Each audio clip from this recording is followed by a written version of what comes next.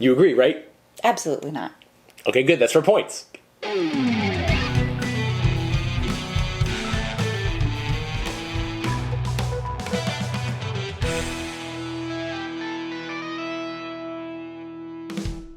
Hey gang, thanks for joining us at Tantrum House Studio 3. I'm Will Meadows. And I'm Sara Meadows, and today we're sharing our opinions Whether we agree or disagree on the game Agree to Disagree.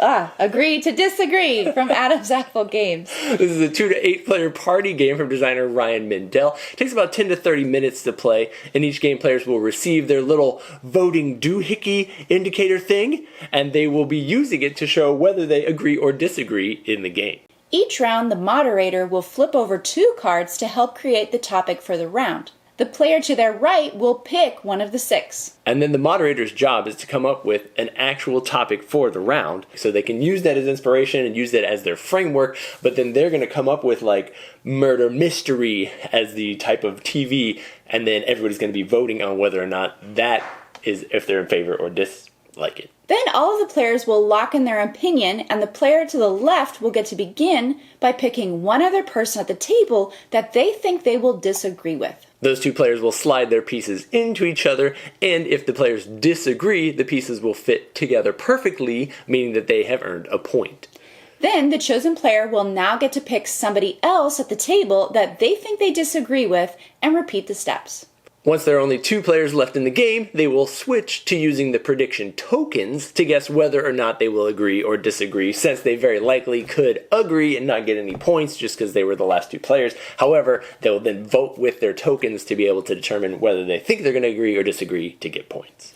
And then the moderator who chose the topic for the round will score points based on the number of players who disagreed. And then it's the next player's turn, and they'll repeat that process, and then depending on the number of players, will determine how many rounds in the game you play. But basically, everybody's going to get a turn to pick a topic, and then, whoever scored the most points at the end of the game will win.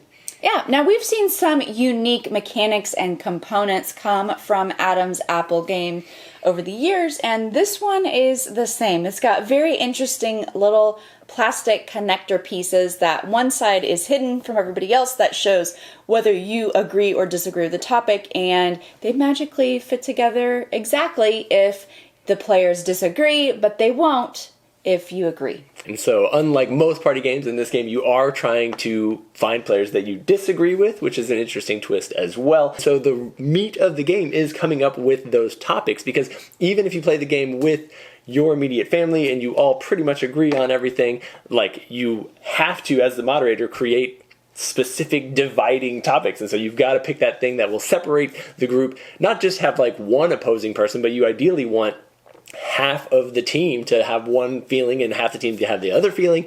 And that is what the little thumbs up and thumbs down do, because you're not necessarily saying like, I'm in favor of, or I want to be on this show. You're just saying that between the top, like, of this being the topic, I'm either more for it, or I more agree with it, or I don't. And then how do you create that division among players so that you can, as the moderator, kind of know, I think these 2 are going to disagree and agree. I think these 2 are going to disagree. That's how you're going to get the points in the game. Yeah, and it can be simple, like a topic like Saturday. If we were playing with just our immediate family, I might say raking leaves on a Saturday, and our kids really dislike raking leaves. So I know that they're going to say, no, I don't mind raking leaves. So I might put agree, and knowing that when we're making decisions on who to pick, I know who's going to have an opinion that disagrees with me. Yeah, one of the difficult things in the game can actually be coming up with that topic, because like we said, it's so important to making it good. The game does actually have like a little cheat sheet card to kind of help you out, to help avoid some of that analysis paralysis. And it kind of walks you through just some of the basic ways to pick a topic, because you've got, a younger player or grandma or whoever who's just stumped on what the purpose is, and you can kind of just hand them that card and say, look, just follow the instructions. You can pick one of the 6. I know you can do it.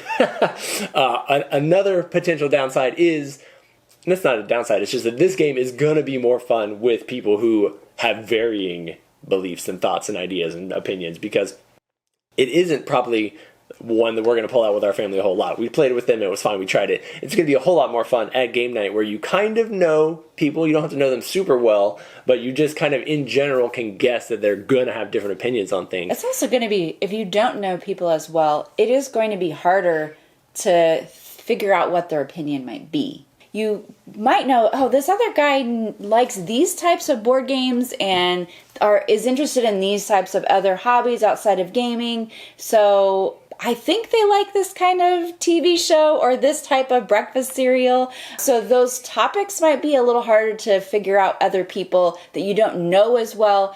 But you would just be making assumptions about people. Right, and that is the game. It's the idea that while you're sitting there waiting for other people to line up their stuff, you're saying in your mind, oh, I hope this person picks me because we'll disagree, or I think that person will disagree with me. There is some nice tension in the, they didn't pick you, but you were right. They did disagree with them. You're kind of like, you got to hold in your emotions so you don't give away whether or not you agreed or disagreed, because you don't want to make it obvious for somebody else on their turn. But you want it to be obvious for you, so there's some nice pressures in keeping calm, laughing, and then of course the whole point of this game is the conversations you can have afterwards. All kinds of fun conversations about what you don't like Lucky Charms. Everybody likes Lucky Charms, so there's fun things to be said and talk about after you finish a round and go over what I really thought you would like this type of TV show. What, you've never watched any of them? So those types of fun conversations can build community, and the topics in the game aren't necessarily so polarizing. Oh, I don't think they're polarizing at all. They're just topics.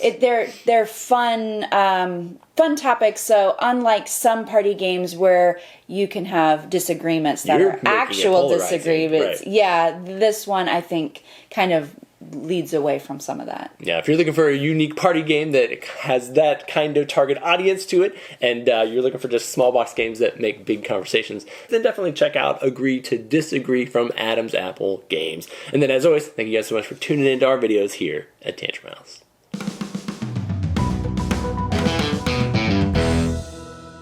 Oh, what? No? Alright, good. Agree to Disagree from Adam's Apple Games. Sorry. From Adam's Apple. La la la. And definitely check out Agree to Disagree from Adam Apple. Adam, it's hard to say that.